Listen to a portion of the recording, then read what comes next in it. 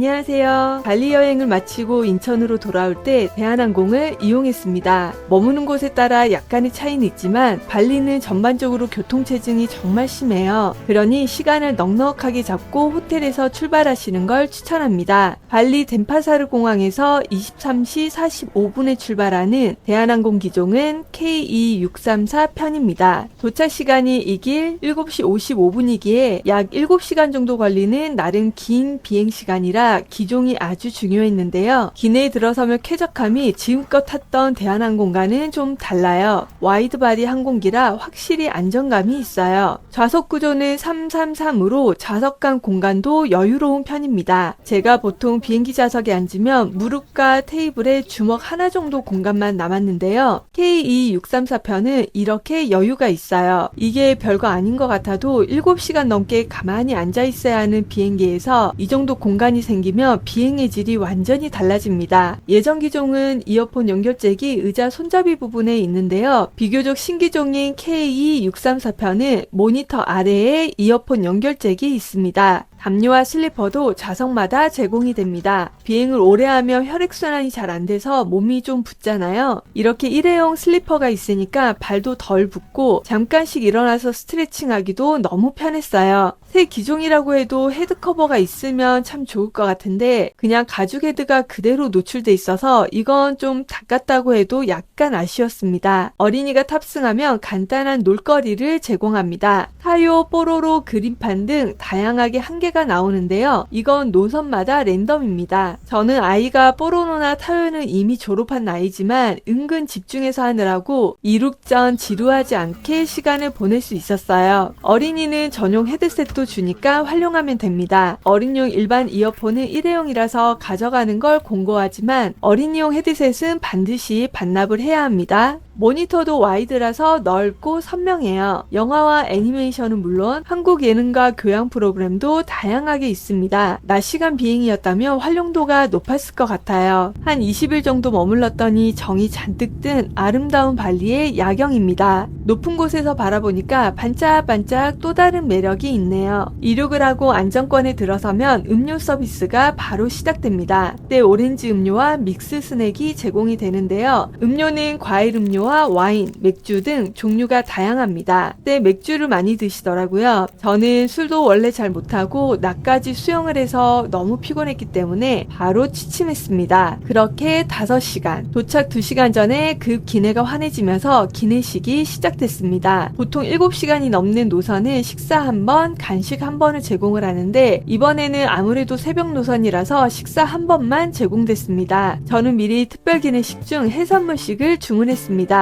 특별 기내식은 항공기 출발 24시간 이전에 앱이나 홈페이지에서 주문하면 되는데요. 특별 기내식을 주문하면 가장 먼저 기내식사를 시작할 수 있어서 여유로운 식사가 가능해요. 그리고 일반 기내식에 비해 염도가 낮은 저염식 주문이 가능해서 저는 이동할 때마다 가능하면 특별 기내식을 주문하는 편입니다. 알러지나 채식 등을 하는 분들은 꼭 미리 앱으로 주문하시는 걸 추천합니다. 이번에 주문한 해산물식 구성은 빵과 버터, 요거트, 메인 음식, 그리고 디저트, 과일입니다. 주스는 요청을 해서 받았어요. 오렌지, 구아바, 파인애플 주스 등 종류도 다양하니까요. 취향에 맞게 선택할 수 있습니다. 물론 이때도 주류 신청도 가능해요. 식기류도 반짝반짝 새 거라서 더 좋았어요. 먼저 간단하게 빵으로 시작을 해봅니다. 모닝빵인데요. 별다른 특색을 없는 그냥 마트빵입니다. 근데 이 버터가 맛있어요. 짠맛은 거의 없고 고소한 풍미가 좋은 버터라서요. 빵에 바르니까 평범한 모닝빵이 제빵원 베이커리 모닝빵으로 순간 업그레이드가 됐습니다. 메인 메뉴는 새우와 흰살 생선 그리고 인도네시아 볶음 국수인 미고랭이 함께 나왔습니다. 국수류라 많이 퍼져 있지 않을까 걱정했는데요. 보관을 어떻게 한 건지 신기하게 식감이 좀 살아있어요. 물론 현지에서 먹는 꼬들꼬들한 국수 식감은 아니지만 적당히 퍼져서 먹기 나쁘지 않은 식감입니다. 짜파게티를 한 30초 정도 더 익힌 식감이라 저는 괜찮았어요. 아무래도 기내식에 들어간 익은 채소는 물컹거리는 건 좀 어쩔 수 없는 것 같아요. 발리 현지에서도 해산물은 늘 성공적이었는데요. 기내식에도 새우와 생선이 신선해서 비린내가 전혀 느껴지지 않았습니다. 않았습니다. 거기에 이 칠리 소스가 적당히 매콤하고 달달해서 새벽 시간이지만 맛있게 먹었어요. 특히나 이 새우가 오동통해서 식감과 풍미가 좋았습니다. 블루베리 요거트는 극강의 단맛입니다. 먹으면 당이 확 올라오면서 잠이 깨는 수준인데요. 우리나라 시판용 요거트보다 한 2배 정도는 더 단맛이 납니다. 일반 기내식은 2가지 종류가 있는데요. 시푸드와 오믈렛 중 선택이 가능합니다. 특별 기내식의 시푸드와 이 일반 기내식의 시푸드는 들어가는 재료도 소스도 전혀 달라요. 구성은 특별 기내식과 동일하게 과일, 요거트가 있고요. 주스도 선택이 가능합니다. 일반 기내식빵은 크루아상과 비슷한 식감의 빵이 나왔어요. 적당히 촉촉한 빵인데요. 잼은 너무 달아서 그냥 빵 자체를 먹는 게 더 맛있었습니다. 주스보다는 우유랑 잘 어울릴 것 같아서 요청했더니 이렇게 저지방 멸균 우유가 나왔습니다. 우리나라 우유랑 비슷한 고소한 우유입니다.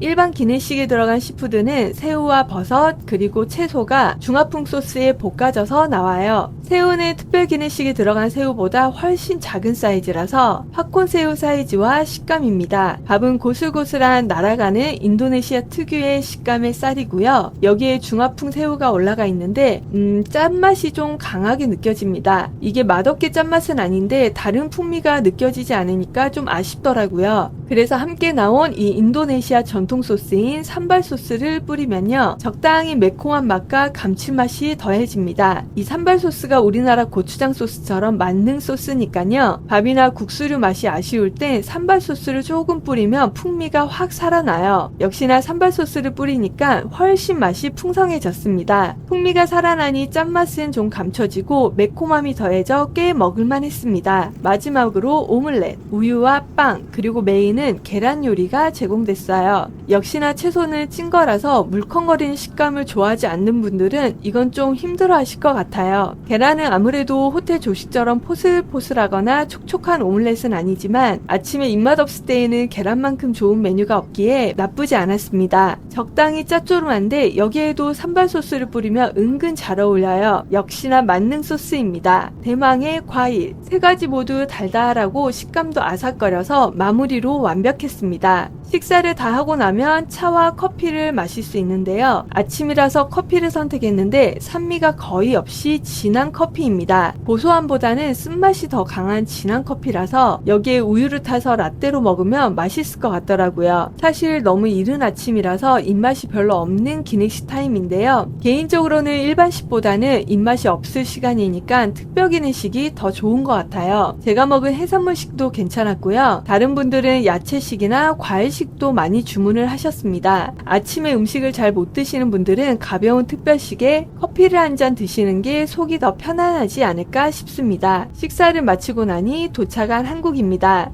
일출 시간과 얼추 비슷해서 신비로운 붉은빛을 내는 하늘을 보며 도착하게 됐어요. 이제 다시 한국 생활을 하면서 다음 영상에서는 한국의 또 다른 맛집과 집밥 레시피 영상으로 찾아오겠습니다.